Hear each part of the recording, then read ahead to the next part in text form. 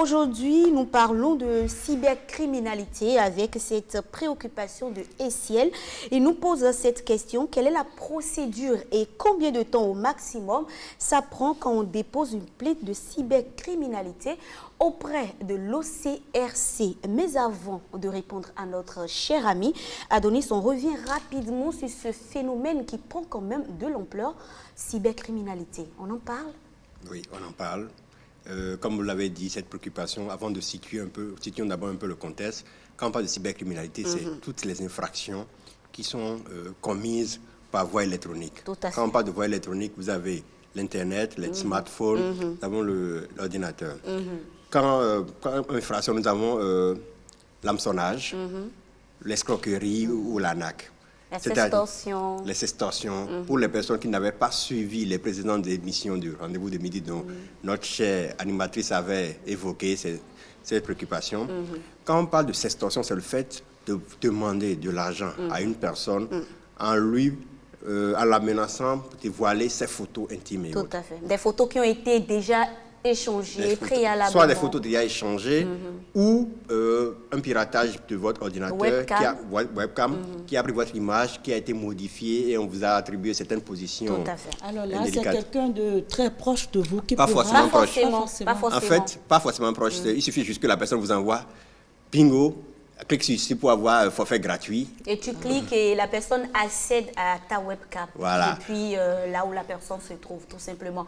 Et si ce n'est pas le cas, tu permets bien sûr, si ce n'est pas le cas, c'est quand par exemple vous êtes ami à quelqu'un sur les réseaux sociaux et que vous avez l'habitude d'échanger de petits mots doux, à un moment donné, naît une sorte d'amour, une sorte de relation à distance entre vous deux. Donc la personne vous met totalement en confiance, vous demandant de l'aider. Un jour, par exemple, il peut vous demander de lui balancer une photo de vous parce que vous connaissez depuis un bon moment, vous flirtez en ligne. Donc, c'est au moment où vous envoyez une photo, pensant que vous êtes en sécurité, que cette personne utilise maintenant cette image à d'autres fins. Donc là, on parle de sextorsion. Une photo nue, pas forcément, mais une photo de vous que vous n'avez pas forcément envie de retrouver sur la place publique, n'est-ce pas, Adonis? Oui, en dehors de la sextorsion, vous avez l'arnaque en ligne. Oui. Le fait de vouloir proposer un service en prenant de l'argent chez cette personne, mais le service n'existe pas. La preuve, je vais te vendre un poulet et je te dis que le poulet est à 1500. Tu m'envoies l'argent, le poulet ne vient jamais. Jamais. C'est de l'arnaque.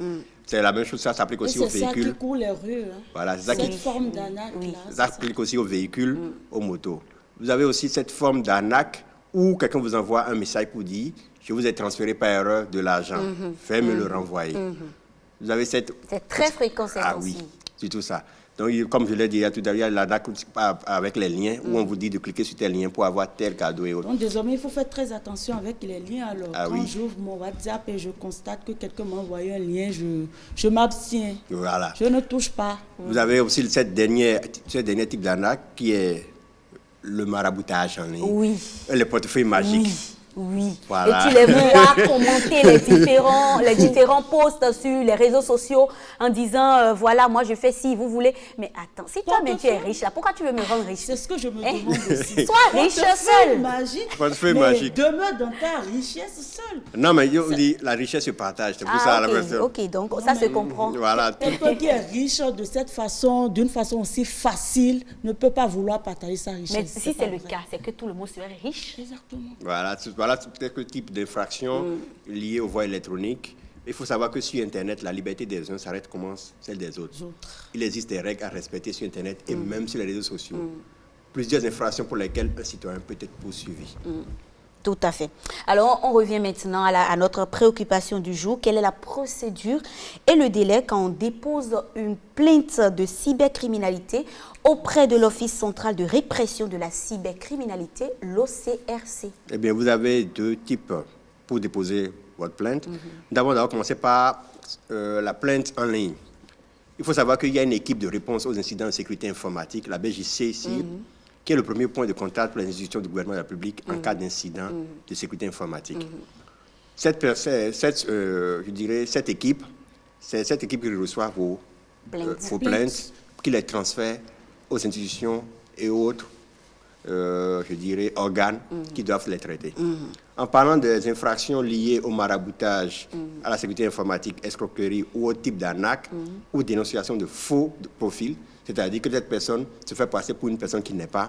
Sur Facebook, vous devez voir des pages qui ont été créées au nom de la vice-présidente. Si, mais qui que organise, c'est pas elle qui organise même des dons. des collectes voilà. Vous pouvez dénoncer cela en envoyant un mail à csites.contact@ansi.bj. Qui s'affiche d'ailleurs sur le poste téléviseur. Oui.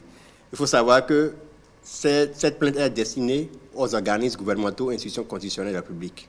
Mais dans votre plainte, vous devez être le plus précis possible.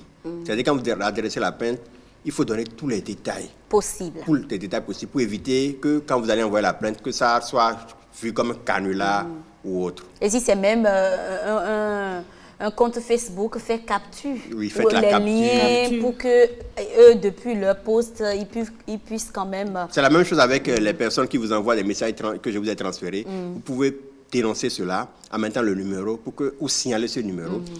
Et si vous remarquez vraiment que la personne s'est trompée de numéro en vous envoyant vraiment de l'argent, vous faites comment dans ce cas? Non, mais ça, c'est clair, en fait.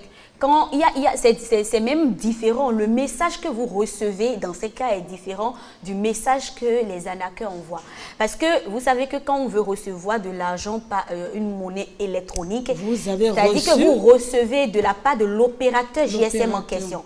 Mais dans le cas de l'ANAC, en fait, c'est un numéro qui vous envoie et qui vous notifie que vous avez reçu tel montant. Voilà. Ah, c'est un numéro qui c'est un numéro qui vous envoie. Oui. En fait, avant de continuer à répondre à la préoccupation de l'internaute, quand le message vous est envoyé, il faut d'abord vérifier deux choses. La première chose, c'est qui vous a envoyé, l'expéditeur. Voilà. Est-ce que le réseau? La seconde chose, c'est de voir votre solde. Parfois, vous pouvez avoir peut-être 10 francs ou 20 francs ou bien 3 000 francs. La personne vous dit qu'il vous a envoyé 10 000 et vous avez encore 10 000. Ce n'est pas possible. C'est pas possible. Donc, ce sont les détails que vous devez voir avant de conclure à une arnaque ou pas. Continuons avec la préoccupation. Il y a dénoncer cela en ligne. La personne peut aussi se rendre à l'Office central de répression de la cybercriminalité pour déposer sa plainte en bonne et due forme.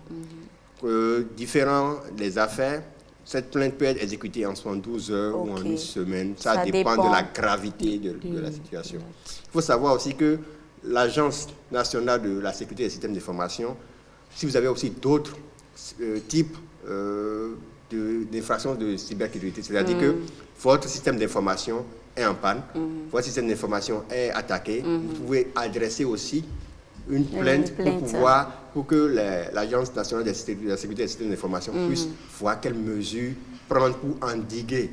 C'est comme dernièrement, des services gouvernementaux dans un pays ont été attaqués.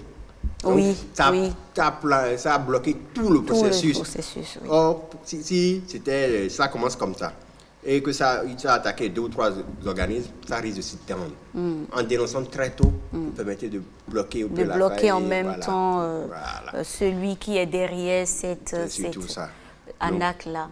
Donc, on rappelle quand même à nos téléspectateurs, tout comme ECL, vous pouvez nous laisser vos préoccupations sur nos différentes plateformes. Oui, vous nous adressez votre préoccupation sur la page du rendez-vous de midi ou sur la page de l'ORTB, mais vous pouvez aussi écrire votre publication sur votre page en y ajoutant le hashtag SOSRDVM. RDVM, tout simplement. Et par ici, nous allons nous faire le plaisir quand même de vous répondre selon nos compétences et parfois même on va vers ces structures pour avoir plus de réponses, des réponses concrètes aux problèmes posés par nos téléspectateurs. Alors, il faut surtout signaler que ce n'est pas seulement les individus qui peuvent déposer des plaintes, les sociétés peuvent aussi déposer des plaintes à l'endroit de tel pour éviter que demain on vous demandera pourquoi est-ce que vous n'avez pas fait le premier pas pour déposer la plainte.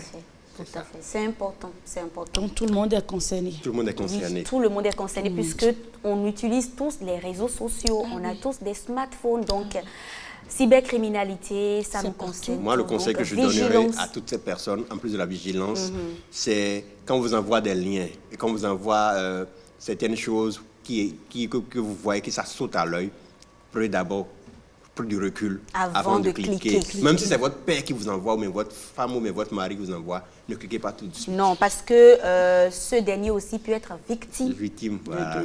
de l'arnaque.